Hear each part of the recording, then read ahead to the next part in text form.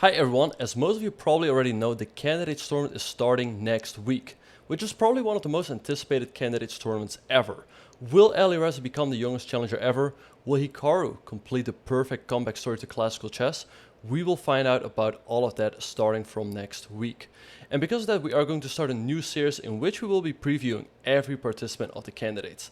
We will be looking at their background, their strengths and weaknesses, and finally, we will estimate their chances to win the candidates and challenge Magnus Carlsen for the World Championship title. Now, in the first part of the series, we will be looking at the lowest seed in the tournament, Teimour Radjabov. So, Radjabov, he is from Azerbaijan. He's 35 years old. He has a live rating of 27.38. Once again, that makes him the last seed in the tournament as of June 9th, 2022, which is the day on which we will be recording this video. His qualification path to the candidates was that he was a FIDE nominee. We will be talking about that later. And he participated in the 2011 and 2013 candidates tournaments. In 2011, he stumbled in the quarterfinals when it was a knockout tournament to Vladimir Kramnik. It was a very tough match, very up and down, but at the end he lost in a tiebreak. And in 2013, he had a very tough candidate. He only scored 4 points out of 14 games, and he finished in 8th place, last place. He won the 2019 FIDE World Cup to qualify to the 2020 candidates tournament, from which he withdrew due to COVID-19 concerns. Because the tournament was postponed later on, FIDE decided to make up by that by giving him a spot in this candidates tournament. Alright, so that's pretty much it for Teimour Radjabov's background. Now let's have a look at some of his games to see what we can expect from him in the candidates. Alright, so his strengths basically is that he's very tough to beat. That's how he won the candidates. How he won the World Cup. He didn't lose a single game, but he won many tiebreak matches, or he didn't lose a single match rather. He was in some trouble in the final against Ding Liren, but he played a very strong game to come back. So let's have a very quick look at that. So he played e4, and it went into a marshal where black sacrifices the pawn with the move d5. Now I don't want to analyze this game into too much depth. I just wanted to show his strengths. So this is all theory. Taking the pawn. After rook takes c5, black goes c6. Pawn at d3 was played. Bishop d6. Rook e1. And here we see black's idea. Black has quick development. Bishop f5. The bishop was putting pressure here. Queen f3 by Radjabov. Queen h4, g3, queen h4. All of this is still theory, and I'm sure both players were still very well prepared here.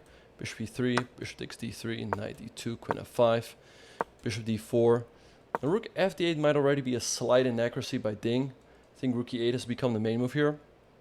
a4 by Radjabov, h6, h4. And after rook c8, he went into the endgame, where we see one of his other strengths, which is his endgame technique. He played knight e4, trying to go after the bishop pair. Black can also take with the bishop on e4, but then white also has a slight advantage. Bishop f8, knight to c5, putting pressure on this pawn at a6. And after knight b4, things got very complicated, and here Radjabov showed very strong calculation. So he went rook to e5, g6, and after he traded on b5, he played a very strong move, knight to e6. Note that you cannot take this knight here, because your bishop will often be hanging. So knight e6, bishop takes, rook takes, pawn takes, bishop takes, e6 check. And he won the rook on c8, and when the dust cleared, he was up a pawn in this endgame. Rook c4 was played, bishop f6. Here Radjabov was showing really strong technique. Bishop to g7, bishop e7, not going into rook endgame, but keeping the bishops on the board. And Ding still had chances to defend, but he went wrong, slowly but surely.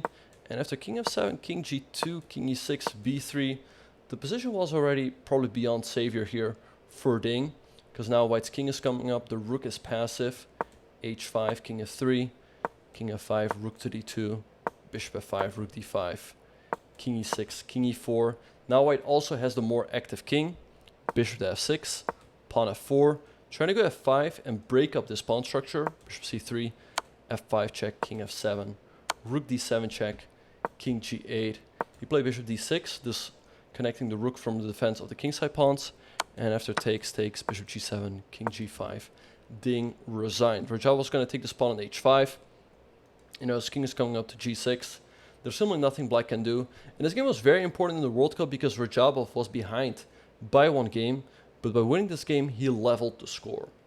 Alright, so this game really showcases his strengths in that tournament. Also, by winning the World Cup, he showed amazing stamina. Because the World Cup, if you go all the way to the final, it will be a month-long event. But he managed to, withstand the pressure and win it all. But there have been too many games of Radjabov recently where he was not really fighting, so to speak. I mean, if we have a very quick look at this game that he played against Fabiano Caruana last year in a super tournament in Bucharest.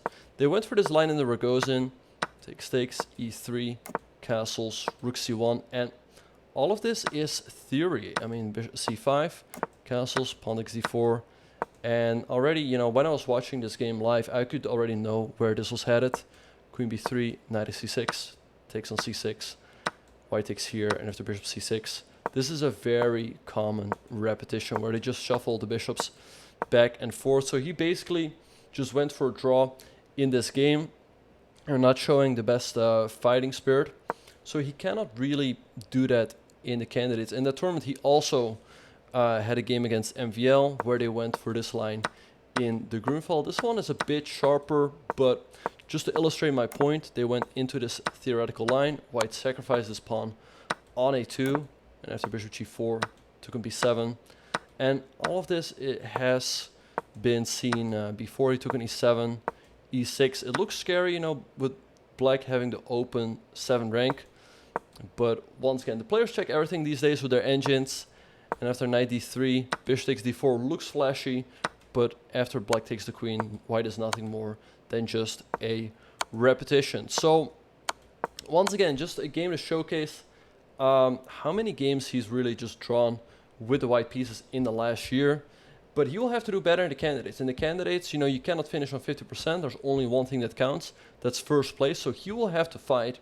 He's playing right now in Norway chess, not having the best result.